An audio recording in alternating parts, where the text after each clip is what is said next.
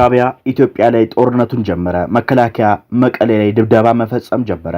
በሰሜኑ ኢትዮጵያ ምድር ባለፉት በርካታ ወራት ሲያጃብብ ሲያጉራራ የነበረው ሲዛዝት የቆየው የሰሜኑ ጦርነት አስፈሪ ደመና በመጨረሻው እውን ሆኗል።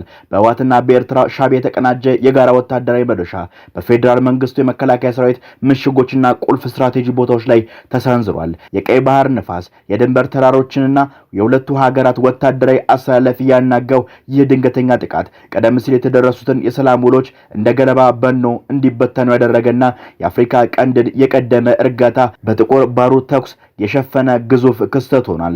የህወሓት ሊቀመንበር ዶክተር ደብረጽዮን ገብረሚካኤል የተደቀነብንን እሳትና የተሸረበብንን ከበባ በኃይል ሰብረን እንወጣለን ሲሉ ያሰሙትን ቁርጠኝነት የተሞላበት ጥሪ የሰሜኑ ታላቅ ጦርነት መዝገብ ይፋ በሆነ መልኩ ገልጦታል። የዚህ አዲስ ምዕራፍ እጅግ አስገራሚ ክስተት የሆነው የሻቢያና የህወሓት ጥምረት ከቀደመው ቁልፍና አዲስ ወታደራዊ ድልድይ ገንብቶታል።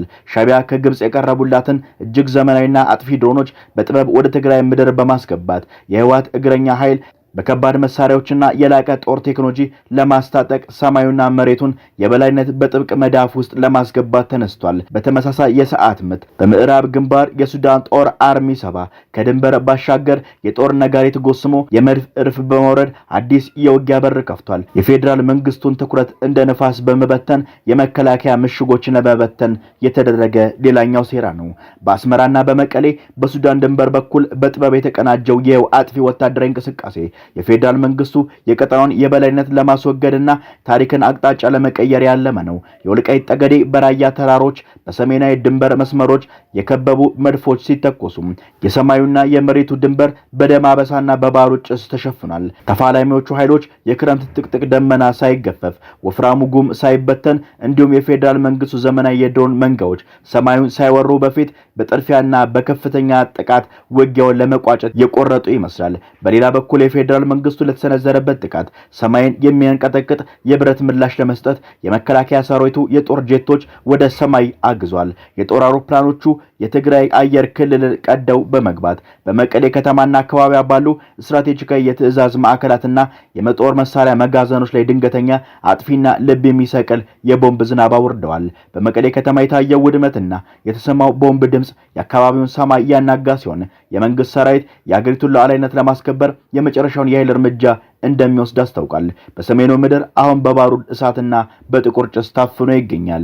ይህን ምክንያት በማድረግ በርካታ የትግራይ ተወላጆችና የትግራይ ማህበረሰብ አካባቢያቸውን ጥለው ለመውጣት እንቅስቃሴ እያደረጉ ሲሆን ከሰሞኑ በኢትዮጵያ አየር መንገድ በርካታ ወጣቶች ለመሰደድ ሰፊ ትንቅንቅ እያደረጉ የነበረ ሲሆን በዚህም ከፍተኛ የሆኑ ወረፋዎችና ሰልፎች ተከስተው እንደነበረ የኢትዮጵያ አየር መንገድ ዳታዎች የሚያመለክቱ ናቸው። በዚህ ወታደራዊ ዘመቻ ውስጥ ኤርትራ ሻቢያ የትግራይ ኃይሎች በቁሳቁስና በቴክኖሎጂ በመደገፍ ረገድ ቁልፍ ሚና እየተጫወተ ይገኛል።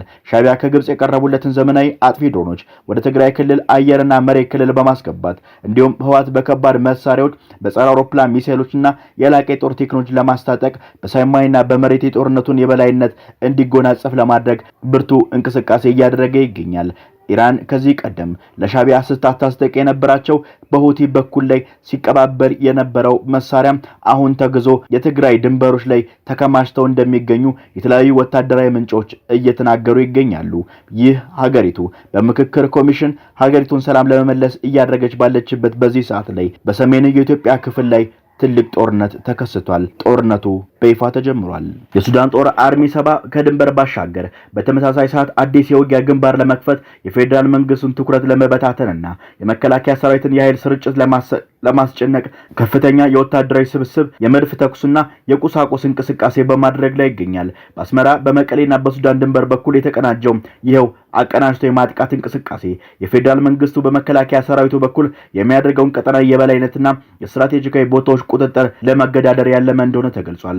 በጥቃቱ የመጀመሪያ ሰዓታት በወልቃይት በጠገዴና በራያ እንዲሁም በሰሜናዊ ድንበር ቀጠናዎች ላይ ከፍተኛ የከባድ መሳሪያና ረጅም ርቀት መድፍ ድብደባ እየተካሄደ ሲሆን በሁለቱ ወገን ያሉ ያሉ ቁልፍ አየር ኃይሎች የመድፈኛ ክልሎችና የመሬት እግረኛ ኃይሎች ወደ ተፋጠጡበት አስፈሪ አየር ሁኔታ ውስጥ ገብቷል።